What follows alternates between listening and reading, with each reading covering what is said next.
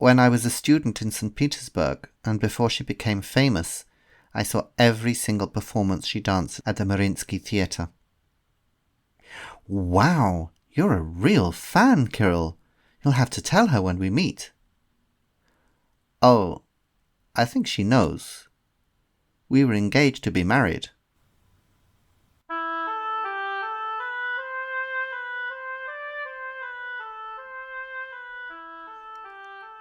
Welcome to Behind the Bottom Line. I'm James Schofield, the creator behind the stories that have kept you hooked on this podcast for the last 4 years. And now in Season 9, I'm bringing you an exciting new project, a thriller called 7 Continents. Join me to uncover the darker facets of diamonds. Not just a girl's best friend, but carriers of death, greed and corruption. Meet Kirill Solokov and Macey Church, investigators from Capstan Consultants, determined to unveil the truth behind a series of unsettling events that threaten the reputation of Sir Gilbert Villiers, the seemingly untouchable CEO of 7 Continents, a diamond mining giant. From London to Kazbakistan, Macey and Kirill chase answers, revealing not only environmental destruction, but also the cost of power and wealth. Prepare for a gripping audio drama that unveils the shadows lurking behind the glittering surface of the diamond industry. So, are you sitting comfortably? Then let us begin our journey. Chapter 1 – Message from the Dead. My name is Ekaterina. I am 11 years old. I am dead. The words hung in the air above the heads of the 3 people sitting staring at them in the darkened London boardroom of Capstan Consultants, flung onto the wall screen by a projector. That's all? Asked Macey Church. She got out of her chair to go up and peer more carefully at the words on the screen. Her red-brown hair shone in the projector light, and one of the locks that regularly escaped from whatever type of hair grip she used had to be pushed behind her ear again. She was from New York, which she said gave her a head start as a consultant. It meant she had an answer for everything. It might not always be the right answer, but as long as the client didn't have a better one, it would do. Her boss, Carly Fiorentina, finished her espresso before answering. That's all. They stood out from the surrounding text and pictures of smiling employees, which obviously came from a company annual report. They were only slightly larger than the words around them, which boasted about return on investment and corporate responsibility. But they seemed to glow with an intensity that drew the viewer's eyes. The airborne dust in the conference room circled the simple sentences, giving them a halo for a moment before the air conditioning sucked them away. So, have I got this right? Continued Macey's neighbour, Kirill Solokov. Sir Gilbert Villiers is making his chairman's presentation at the 7 Continents Diamond Corporation annual general meeting, showing a fabulous return on investment from last year's mining operations. And then this message appears on the screen behind his head, with all the investment fund managers and international journalists watching. That's right. What happened? Asked Macey. Well, at first, Villiers didn't notice, but then he realized from the whispering and tittering in the audience that there was something wrong, turned round and saw the writing on the wall. But he's very cool. He just made some joke which the audience loved and carried on with his next slide. It never even got into the newspapers. "What's the problem then?" said Kirill, slowly pressing his big hands together so that the joints all cracked at the same time. Not only his hands were large, he had broad shoulders and a nose broken in the boxing ring during his military service in the Russian army. Carly got up from her chair and went and opened the curtains to the room. June sunshine poured in, causing Kirill and Macey to blink. On the 19th of the month for the last 6 months, this same message appears somewhere on the company website. Of course, the company techies take the page down as soon as they find it, but the weird thing is that they can't seem to stop it appearing. They screen everything before it goes up. The pages can be altered only by the webmaster or her deputy. A log is kept of any alterations that are made, and the firewall protection is top of the range. But somehow it keeps coming through, and nobody knows who is doing it or how. Macey frowned. "But what do you want us to do, Carly? It's obviously the work of some hacker playing cat and mouse with the techies for fun. You just need to hire a couple of security experts to check out Seven Continents' website." Villiers thinks it's more than that. He believes there's a plot to make trouble for him and Seven Continents at the moment. He wants us to find out what the message means, where it's coming from, and stop it. And that's what Capstan Consultants gets paid for, to solve the problems our customers can't. "I don't understand. Why would anyone want to make trouble for Villiers?" asked Kirill. "He's everybody's favourite businessman. The British government loves him because he's so successful. The celebrity magazines love him because he's good looking and is married to a Russian ballerina.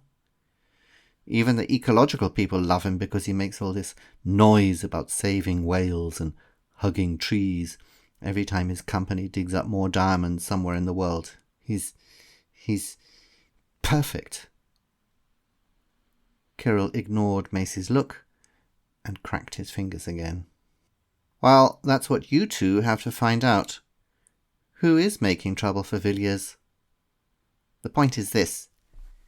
In 2 weeks' time, at the end of June, he's making a presentation to the United Nations in New York. Naturally enough, he wants to make absolutely sure that this time no embarrassing messages go up on the screen behind him. I chose you two for a mixture of reasons. I think your computer skills might well be useful, Macey. Just don't do anything illegal with them." Macey shifted uncomfortably in her seat. She had been offered a job by Capstan Consultants some time earlier after she had hacked into the company client database to show that their firewall was insecure. "And as for you, Kirill, firstly, you and Macey work well together, and secondly, there seems to be a Russian element involved in all of this. Ekaterina is a Russian name after all. Anyway, I sent your resumes to Sir Gilbert Villiers, and he's approved you both. He has some more details, but he said he wants to give them to you himself." "Himself?" asked Macey. "Yes. He's asked the two of you to come and join him for the weekend down at his house in Forest Hill, in Sussex. You are his guests." Chapter 2. Little Secrets.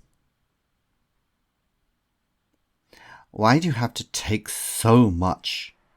grumbled Kirill as he struggled to put Macey's enormous suitcase into the boot of her car on Friday afternoon before driving down to Sir Gilbert Villiers' country house in Forest Hill. "We're only going to be there for a couple of days." "You have to be careful with these English weekend things," answered Macey as she forced her way through the London rush hour traffic, which was also heading towards the countryside. "You think it's going to be cool and informal, and then you suddenly find you have cocktails and a dinner party with 12 people in long frocks and tuxedos on the Saturday night, and the first thing that happens when you arrive is 3 Labradors jump all over you with muddy paws and ruin what you drove down in. Then, of course, you need something to wear for church on Sunday, and something completely different for walking across muddy fields with the dogs after lunch. She switched traffic lanes abruptly to overtake a van and was loudly honked by a furious taxi driver coming in the other direction. She smiled and waved back. Doesn't sound like there'll be much time for talking then. Maybe I should stay behind in London. I could do some more research about 7 continents. Kirill looked out of the window, searching for an underground station. Hey, what are you talking about, Kirill? I don't want to visit these guys on my own. Come on, we're a team. Anyway, what's bothering you? I thought you'd be pleased to see this ballerina wife of his. What's her name again? It was kind of long. Tatyana Kerkomenova. Yeah, that's the one. I thought you liked ballet. What a chance to meet a great ballerina. Too bad he didn't marry George Clooney.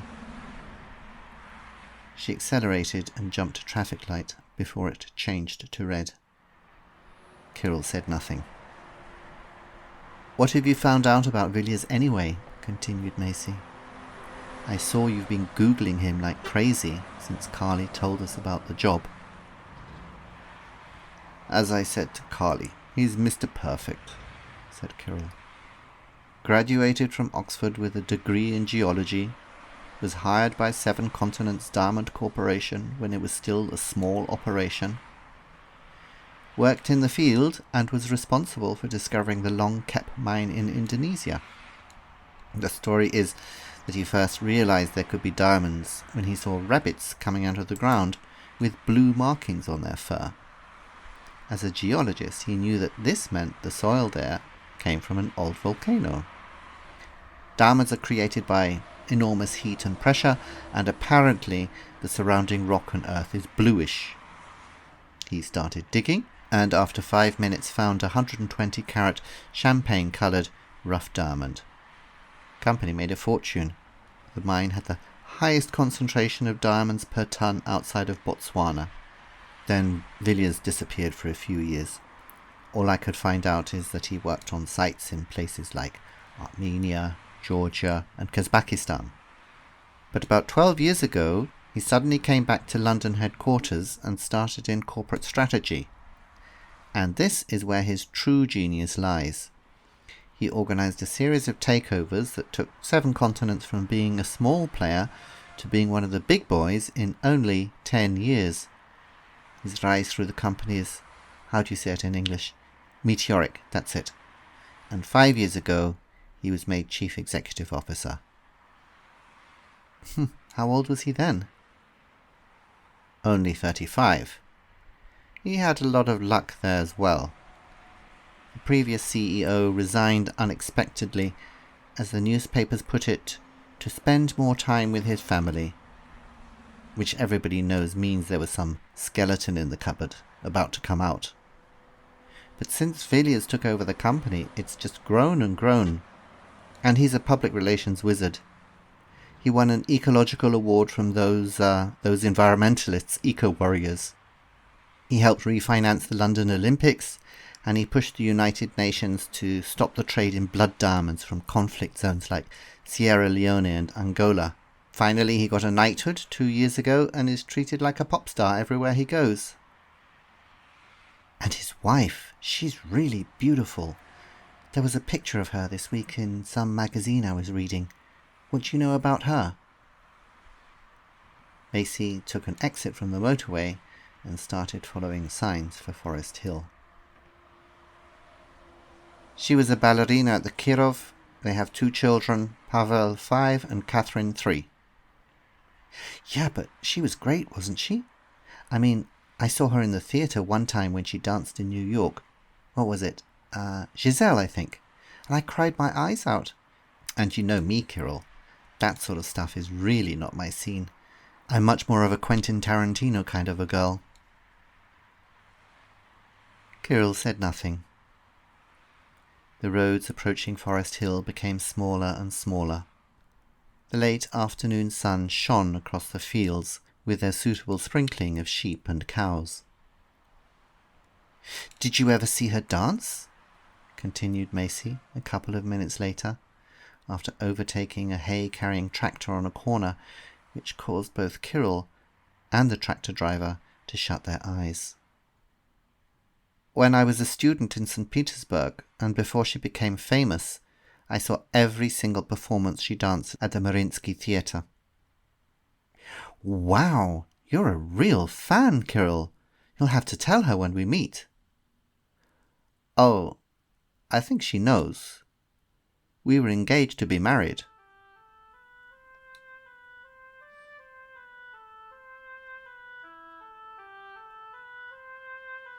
I hope you enjoyed this week's episode. If you did, tell your friends about it, and please rate the story on Apple or Spotify. Or better still, write a review on my website, which is www.behindthebottomline.com. Next week in episode 2, Macey and Kirill meet Kirill's ex-fiancée Tatyana, now respectively married to Gilbert Villiers. Villiers gives the two consultants some additional information about the threats he keeps on receiving and introduces them to Roy Marsden, the head of Eco Warriors. But what exactly does Villiers have locked away in the safe in his study? Listen in next week and find out.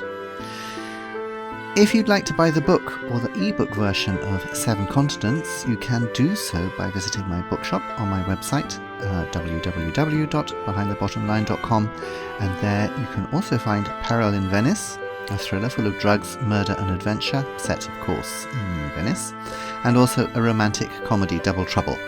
Nicholas and Timothy Aldridge, identical twins with very different lifestyles, change places and cause huge amounts of trouble before finding fortune and true love.